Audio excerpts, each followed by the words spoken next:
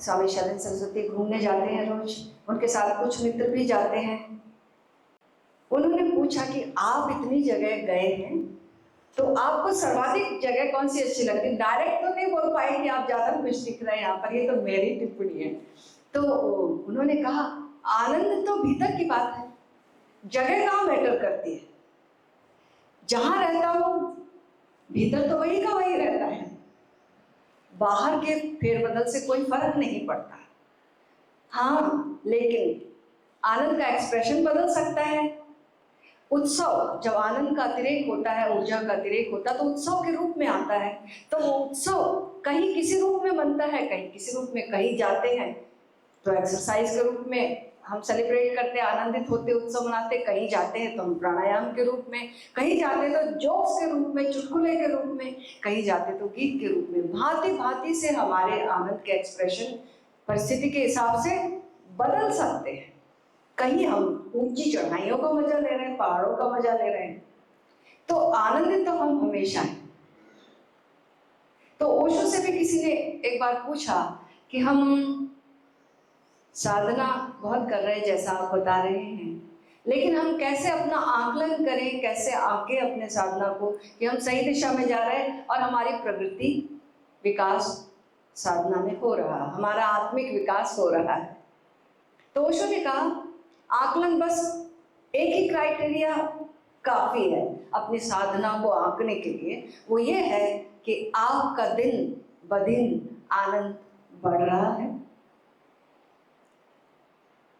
अगर बढ़ रहा है तो आप सही दिशा में, साधना की गति आपकी बिल्कुल ठीक है, और अगर नहीं तो प्रश्न चिन्ह उठता है। अगर हम कितनी भी साधना करें, ध्यान करें घंटों, लेकिन अगर हम बात में व्यथित हो जाते हैं और हमारा जो आनंद भाव है वो विकसित नहीं हो रहा, तो कुछ ऐसे हुआ कि अगर हम किसी बगीचे की तरफ जा रहे हैं, किसी नदी की सैर की तरफ जा रहे हैं, तो ठंडी हवाएं अगर नहीं आ रही और प्रसन्नता उससे नहीं घटित हो रही शरीर को, तो हम गलत दिशा में जा रहे हैं। या हम ठंडी जगह पर हैं तो हम ऐसी उष्णता चाहते हैं, तो हम अगर सूरज की तरफ जाएंगे, सूरज की दिशा में जाएंगे, तो हमें धूप लगेगी। अगर हम पीठ कर लेंगे तो छांव लगेगी, और छांव हमें तो आनंदित नहीं करेगी। तो ठीक ऐसे अगर हमारे जीवन में आनंद नहीं आ रहा है तो हमने परमात्मा से विमुख है हम, और परमात्मा से विमुख होने का मतलब अपनी बीइंग से कटे हुए हैं, अपने वास्तविक होने से हम बहुत दूर हैं, अपनी जड़ों से कहीं ना कहीं कट गए। तो ये आनंद भाव किसी कारण से नहीं, किसी आलंबन से नहीं, अकारण। और ये दृष्टि की बात है, क्योंकि सबके जीवन में कमोबेश वही की वही परिस्थितियां होती हैं। भाई परिस्थिति का आकार बदल सकता है, रंग बदल सकता है, लेकिन बेस वही का वही रहता है। सबको कर्म करना पड़ता है, सबको जिम्मेदारियां उठानी पड़ती है, सबको ही करते हैं अपने अपने ढंग से, अपनी अपनी भूमिका के साथ। अब उस परिस्थिति के प्रति, उस वातावरण के प्रति, उस कर्म के प्रति हमारी दृष्टि क्या है, ये हमारे आनंद को बढ़ाती है या खत्म करती है। अगर हमारी दृष्टि आनंदवादी है तो हमारा वही वातावरण, वही कर्म हमें आनंद देगा। और अगर हमारी दृष्टि उपयोगितावादी है, यूटिलिटेरियन है, इस काम से क्या होगा, कितना फायदा होगा, ये सब यहाँ पर नजर अगर है, तो हमारा आनंद उस कर्म में नहीं है। और वो कर्म हमारे लिए बोझ हो सकता है हम बड़े परफेक्शन से करते हो, लेकिन आनंद उसका परिणाम नहीं हो सकता। और जिस चीज का परिणाम आनंद नहीं हो सकता, वो एक कहीं ना कहीं से बोझ है। ओशो एक बार की घटना सुनाते हैं। एक तथाकथित ट्रेडिशनल सन्यासी हैं जो कि हिमालय की चढ़ाई कर रहे हैं, ऊंची चढ़ाई है, वो अपना बोझ लेकर चढ़ रहे हैं, और साथ में देखते हैं कि पीछे एक छोटी बच्ची है, वो अपने भारी भरकम भाई को गोद लेकर चली आ रही है। चढ़ाई वो भी चढ़ रही, ये भी चढ़ रहे हैं, ये बेचारे थक गए हैं, हाँफने लगते हैं और रुक जाते हैं। वो लड़की जब आती है तो उससे कहते हैं कि बेटा थोड़ी देर रेस्ट कर लो, इतना भार लेकर चढ़ रही हो। तो लड़की ने कहा भार नहीं, ये मेरा भाई है, भार तो आप लेकर चल रहे हो। तो दृष्टि बदल गई। भार तो हो सकता है उस स्वामी से ज्यादा इनका भार था बच्ची का, लेकिन इसको भार नहीं लग रहा था क्योंकि वो उसका भाई था। तो एक भाव सारी बात को बदल देता है। आनंद का भाव, अगर उपयोगिता का भाव है तो बात बिल्कुल ही बदल जाती है। 3 मजदूरों की कथा ओशो ने सुनाई है ना, कि एक जगह एक व्यक्ति गुजरता है और काम चल रहा है, निर्माण का कार्य चल रहा है। तो पहले मजदूर को देखकर वो पूछता है कि क्या कर रहे हो? तो उसने कहा गिट्टी तोड़ रहा हूं। आंखों में आक्रोश था, लाल आंखें थी और कह रहा गिट्टी तोड़ रहा है। अब ये व्यक्ति जो गिट्टी तोड़ रहा है ये आनंदित तो नहीं हो सकता, व्यथित था। आंखें इसकी बता रही थी, आंखों में खून था।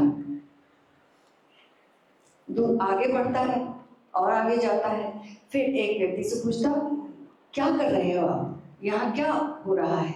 उसने कहा अपनी जिम्मेदारी निभाने के लिए रोजी रोटी कमा रहा हूं, रोजी रोटी कमा रहा हूं।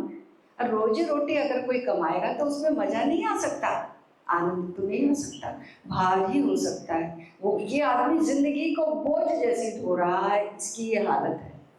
जागता दिखता हूं लेकिन सो रहा, होठ मुस्काते पुरानी आदतन, पूछो अंदर से मगर मैं रो रहा। तो ऐसी स्थिति में है ये आदमी। जिम्मेदारी, कर्तव्य, ये सब नाम बहुत अच्छे अच्छे करेंगे भी लोग, लेकिन इसके जीवन में आनंद नहीं आ सकता। तीसरा व्यक्ति है, वहां जाकर आगे चलते चलते एक व्यक्ति से पूछता है, गुनगुना रहा है ये व्यक्ति, भजन गा रहा है और काम कर रहा है। उससे पूछा कि तुम क्या कर रहे हो भाई? तो उसने कहा, उसके आंखों में रुक गया, हाथ आकाश की ओर उठ गए, आंखों से आंसू बहने लगे और बोला मंदिर का बना रहा, मंदिर का निर्माण कार्य चल रहा है और इसमें मेरी छोटी छोटा योगदान है। ये बात बदल गई। 3 व्यक्ति थे और तीनों तरह की भाव दशा, लेकिन जो काम वही का वही, लेकिन बात पूरी बदल गई। भाव की बात है। तो आनंद भाव एक दृष्टि है और इस दृष्टि को डेवलप करना है। आदत की बात है खुश रहना और दुखी रहना। एक ही परिस्थिति में 2 लोग 2 तरीके से रहते हैं। जो खुश रहना जानता है, जिसने अपनी आदत को अपना लिया खुश रहने की, वो खुश रहेगा। और दूसरा व्यक्ति नहीं रहेगा, शिकायत से भरा रहेगा। स्वामी जी ने एक गीत लिखा ना, ओशो के दीवाने हम आनंद मनाते हैं।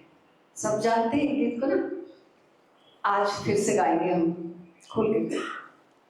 ओशो के दीवाने हम आनंद मनाते हैं, हंसते नचते गाते हम ध्यान में जाते हैं। ओशो के पहले ध्यान एक बहुत ही गंभीर मामला था। हंसते हुए लोगों को कोई धार्मिक कह नहीं सकता था, बल्कि अधार्मिक की कैटेगरी में आते थे ऐसे लोग, नास्तिक की। तो ओशो ने हमें हमारे अध्यात्म को एक नई दृष्टि दी, एक नई क्रांति लाई और अध्यात्म को गंभीरता से बिल्कुल मुक्त करके एक नया आयाम दिया, जीवन केंद्रित आयाम। पुराने धर्म जीवन केंद्रित नहीं थे, कहीं ना कहीं हंसना, नृत्य करना, गाना यह अध्यात्म का मार्ग नहीं था। ओशो अभी थोड़े सालों पहलों की बात है, कुछ 20-1 साल पहले ही मैं जबलपुर में देखती थी, कहाँ लोग नाचते थे। नाचना अच्छा नहीं माना जाता था, पागल दीवाने कहते थे लोग। उन सब दौर से पुराने सन्यासी गुजरे हैं। नाचना अध्यात्म और धर्म की बात नहीं थी, पागलों की बात थी, दीवानों की बात थी। तो लेकिन अब ओशो ने जो बीज डाले, वो बीज मैं देखती हूँ यहाँ पर आकर कि लोग नाचते हैं, लोग हंसते हैं, लोग गाते हैं, उत्सवपूर्ण हो गए।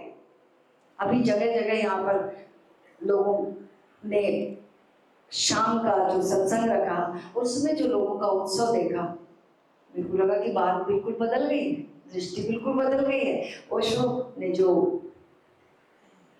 बीज डाले थे अंकुर होके पेड़ बन के फ्लावरिंग होने लगी और खुशबू के रूप में आनंद और उत्सव फैलने लगा है इस धरती में। और वे बहुत ही शब्द ही नहीं है, इतना आनंद हुआ देखकर, तो कैसे न कहूं कि यहाँ पर आकर ज्यादा आनंदित हूँ।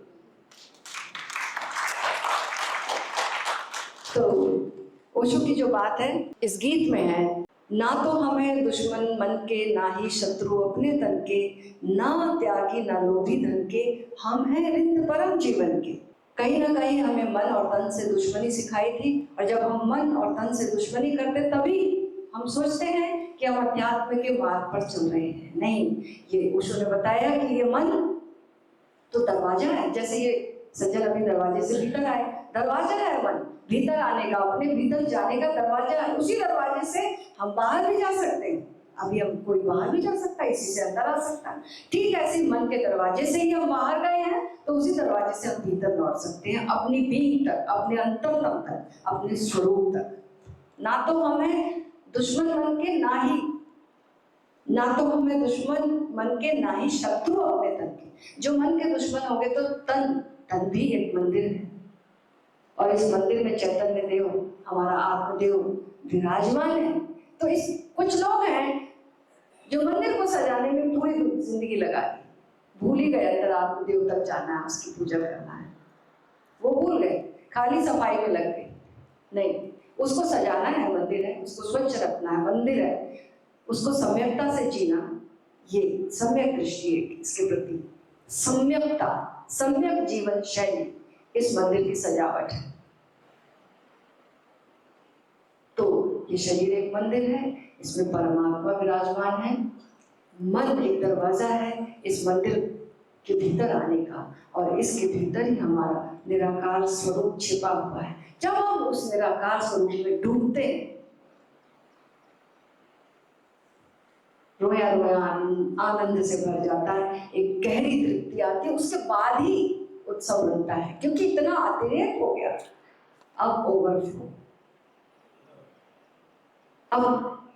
ओवरफ्लो, उत्सव के रूप में, नृत्य के रूप में, गायन के रूप में, हंसने के रूप में। ओशो के पहले हंसना कहाँ जानता था कोई? चुटकुला ओशो ने शुरू करवाया।